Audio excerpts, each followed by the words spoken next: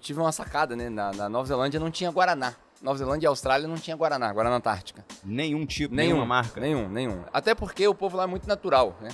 Então eu identifiquei uma dor, que na verdade não é uma dor, a gente deveria parar de tomar refrigerante é uma bosta. Mas, enfim, era uma dor e eu sou apaixonado por Guaraná.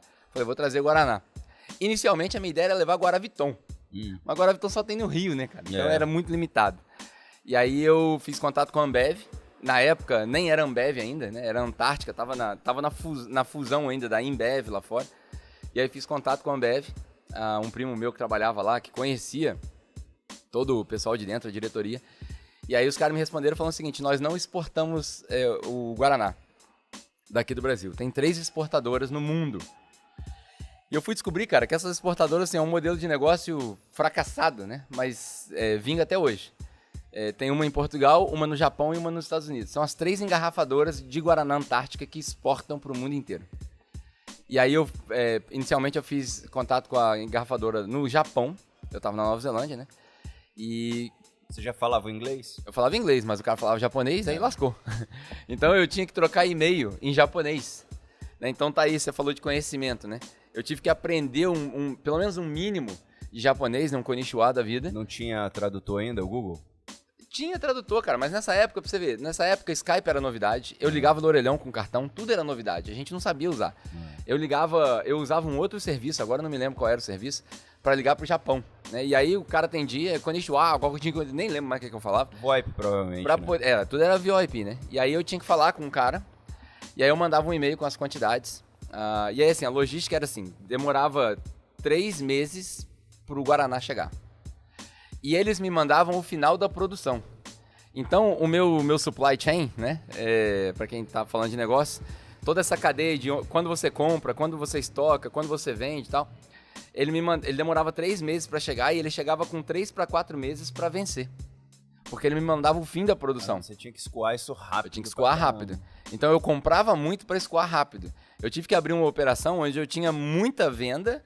E era quase o in-time delivery, né? Porque você tem o on-time e o in-time, né?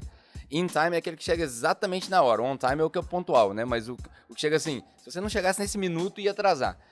Então, os meus clientes, eles não tinham estoque. Os meus clientes tinham o que estava na prateleira. E quando estava acabando da prateleira, 5 para acabar, eu tinha que chegar com o produto. Então, eu tinha estoque em casa, mas eu tinha que ter certeza de que esse supply, essa demanda ia acabar nesse tempo, né? Então, eu comecei com um pallet de Guaraná, dava 2.400 latas. Só vendia lá. Foi um negócio B2C ou B2B? Só B2B. Mas eu vou chegar no Mas B2C você abriu já. a empresa? Abri uma empresa, incorporação, tudo isso. Legal. Lá fora, cara, É a Nova fácil, Zelândia, né? você abre uma empresa em 15 minutos. Você entra na Estados internet, Unidos também. incorpora a empresa, acabou. Paguei $17, se eu não me engano. E aí abri a empresa. E aí, o Brasil que eu fiz? também é assim, rapidinho. O que eu fiz? Eu pedi um pallet, 2.400 latas. E essas primeiras 2.400 latas, eu espalhei em todas as lojas de conveniência.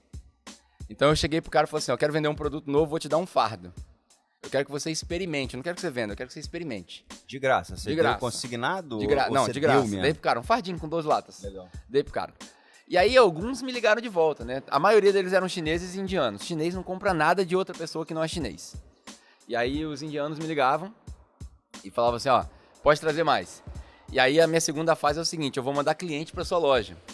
Não sei se você conhece a história da menina da Havaianas, se eu não me engano, ela mesmo comprou um container de Havaianas, um negócio assim.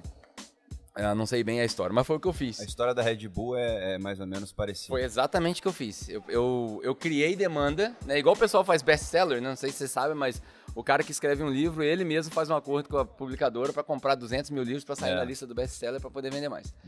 Então eu criei demanda. Eu participava de uma igreja de brasileiros, a igreja tinha uns 100 brasileiros mais ou menos, que conheciam, cada um conhecia 4, 5. E eu falei pros caras, falei, ó, chegou o Guaraná na Nova Zelândia, Pai tá on. E aí o Pai tá on já é antigo, ó, antes deles. E aí os caras, não, como assim? E eu vendi o Guaraná, na época, o Guaraná chegava pra mim por 60 centavos, né? 90 centavos, na verdade, quando eu comprava pouco. Ele chegava por 90 centavos e eu vendia por 2,50 pro cara da loja. E o cara da loja, ele tinha que vender por 3,20. E o povo comprava. Por quê? Porque não tinha. É uma demanda única.